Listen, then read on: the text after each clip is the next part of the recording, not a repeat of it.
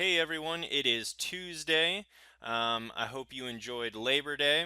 And today I have a tip on your estimate system within the order system tab.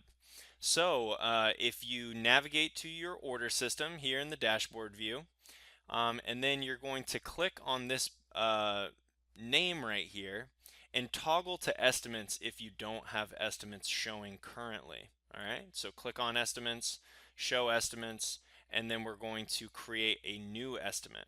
So I have estimate number 23. If you want to, you can change that number and then hit OK. Next, if you would like, you can fill out all these different fields with the respective information that you require. But today, what the tips that we are going to be talking about are going to be all about charges. So when we click on this little document down here on your estimate, this is how we manually add a charge. So I can specify what kind of event I'm going to be doing to this gauge. I can actually choose the gauge ID, although I do not have to. So if you don't know what gauge it is and you're just trying to send a cost, then you don't have to add the ID. Then we can put our manual charge in there, hit OK, and it'll create a line item for that individual. After we add all of the estimate charges that we would like to issue out to the customer, we can then go up here to this little print job icon, and when we click that, it gives us an icon that allows us to choose the template of our estimate. So if you have other templates that you'd like to create in regards to an estimate, that would be created in Print Builder. All right, and then we go over here to print to, and we can either email it to a specific email address, but for now let's go ahead and print it to screen so you can see what that estimate looks like. When we do that, you can see that we can customize this layout here, but it'll just add all, or it'll just put all your line items and add them together.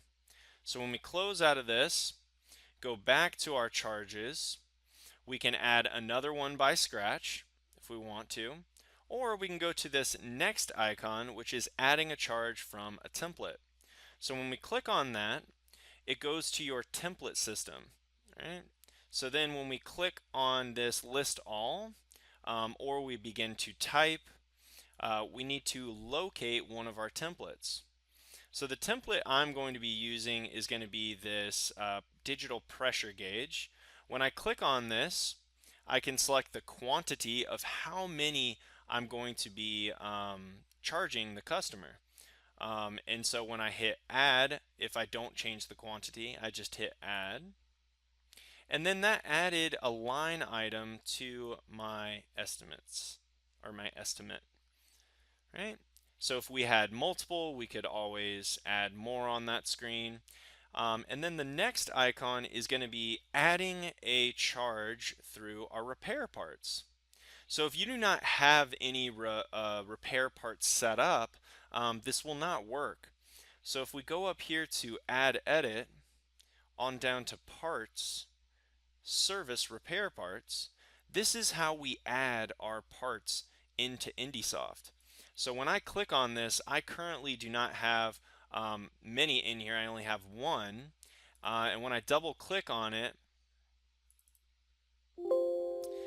it's actually just a gauge block, right? So I'm going to put a gauge block here as well. And so it's just a part number, gauge block, and then down here we have a unit cost. There's a lot of other things in here that you should explore. Reach out to us if you have any questions. We go through this, hit finish, and this is going to be our gauge block right here. So when I go back to the estimate system, and I highlight over that icon. All right, so this is how we add charges for repair parts. So when I click on this, I can look at the company that I want to pull my list of parts. And when I select this gauge block that we had in that add edit parts area, I say add part number. So now I can select that part. It has the cost that was associated with it. If I want to upcharge it or downcharge it, something like that, or put in a note right here, I can do all those things. And then I hit add. And now instead of a calibration, it states repair part. Okay, and so that's how we add a repair part charge into our estimate system. Now, a lot of you may be thinking this is very tedious if I have to manually add all my charges. So that means you would have to add them one by one here.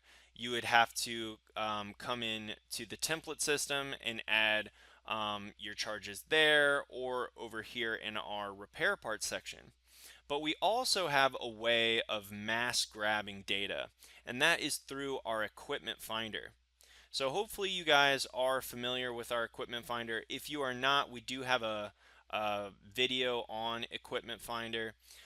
So if we select the event that we want to schedule, calibration event, it then brings up our equipment finder, and I can select any gauges that I want to. So if I came in here and just listed all of my gauges in my whole company, and I wanted to piecemeal my estimate together, I can just simply look at any gauge in here. But if you know how to use Equipment Finder, you guys know that you can always search by IDs or descriptions or types up in this panel. But just to quickly show you guys, you just double click on the different IDs in here.